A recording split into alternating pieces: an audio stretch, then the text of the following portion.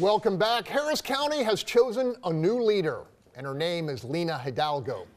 On the campaign trail, she called for representation that looked more like Houston's diverse population and substantial reforms to meet the needs of our community's underserved. Lina Hidalgo, welcome back to What's Your Point, and welcome to the hot seat. Thank you. Thank you so much. In 2 days, you will lead the third most populous county in America and a constituency larger than half the states have. An operation valued at something like $14 billion with 16,000 employees. What preparations have you been making? We've been, lots of meetings. So dozens of elected officials, over a dozen department heads, leaders in the business community, the nonprofit community, making sure we're building those relationships that we're ready to get started. In lieu of a standard transition committee, we put together an all-star talent advisory board. So it's a group of 7 folks from across our community, leaders in business and nonprofit and government, to help us identify the best talent from across Harris County, from across the nation, and we've got some very exciting plans for an open, community-wide transition that's going to be the first of its kind in the South. Hey, look, for the first time in a very long time, Democrats control Commissioner's Court. Commissioner-elect Adrian Garcia on this program pledged, quote, rapid reform. What's at the top of your agenda? Top of my agenda is transparency. The status quo depends on folks not understanding what county government does, not knowing how to participate and how to engage with it. So we've got billions of dollars coming in for flood recovery. We have to make sure the funds are spent transparently, and that's why we're inviting, Talking Transition Harris County, we're reaching out to all of the community, inviting people to participate and helping to set that agenda. I've got also, of course, flood control and safety is the #1 priority. The first job of government is to keep people safe. So I'm looking at low-hanging fruit. I'm looking at what we're going to do with those funds coming in so that we're as prepared as we can possibly be. Criminal justice reform is important. It's the fiscally smart thing to do. It's the right thing to do. There's an opportunity coming with the conversations around bail reform. So that's at the beginning. But ultimately, we work with all of my colleagues on Commissioner's Court, and part of the Talking Transition process, and folks can look at linahidalgo.com/transition, is to ask the community what priorities do they have, what would they like to see, and it'll be a massive process that's never been done before. And on the campaign trail, you pledged to make life better for underserved in Harris County. Now, based on your first looks at the budget, can you accomplish that, get an increase in services with the current revenues that you have? Yes, of course.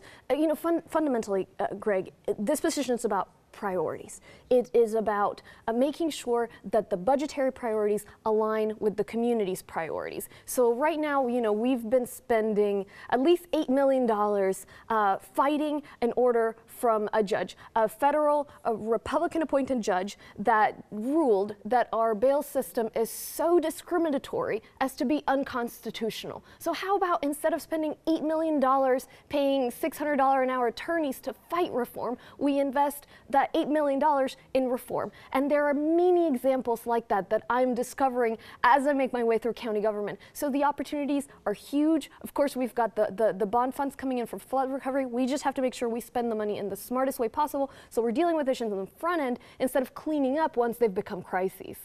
You've alluded to this already, but there is probably no more important issue to a vast array of Harris County residents than flood control.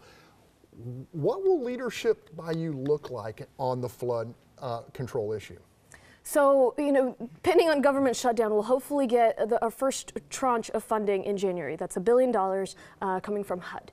And I want to make sure that it is money, it is not enough to make up everything we need for resiliency. So I want to make sure people understand where the money's coming from, where it's going, and why. That we are making the best decisions and prioritizing certain projects over others. So, you know, it also means resiliency. It means looking at flood control as part of the broader resiliency in our region. So everything I do, I'm looking at it through an equity lens, through a resiliency lens, making sure that we're listening and incorporating all of the talented, smart folks that have been thinking about these issues for a very long time. But it just comes with streamlining and making the decisions in a way that's open and that makes sense to the community. So we've got to check in the priorities we're putting forth.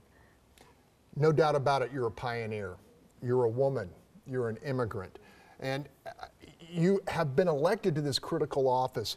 Now, in print and in some private conversations, folks have made an issue of your age and experience. What's your message to them? Happy to address it. You know, I represent everyone, and I have heard that from some people. Many people are just very excited for change and a fresh perspective. The most important qualification for this office is not 40 years in politics. It's a strong moral compass. It is being able to put the priorities of the community ahead of any special interests that pay to play. Special interests or interests that want us to build in a certain way, to not regulate in a certain way, to do flood control, grow a particular way. You won't find that with me. You will find that I have that strong moral compass. I've worked always throughout my career to support our community, to make life better from people, from working internationally on free expression, to here in our community on criminal justice reform, on healthcare access. I've got the preparation, you know, Stanford, Harvard, and I'm surrounding myself with the smartest people. Inauguration Day. Tell me about that. What will your message be, and what do you hope happens? So it will be January 1st, 11:30 at NRG. Everyone is welcome, and that's how we want to set the tone, is we're inviting the community to come. The main message is I'm county judge for everyone. We've been able to get through crises. We've been able to get ahead because we work together. And so no matter where you come from, no matter who you voted for, no matter what you look like, we are in this together, and we're going to make sure our region remains competitive and that we remain protected.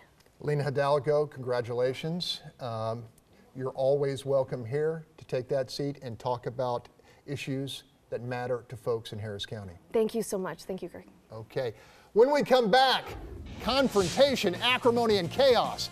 A well-known critic of Houston ISD calls for a state takeover of the district. Vocal parents respond with catcalls and water bottles. The latest controversy when we come back.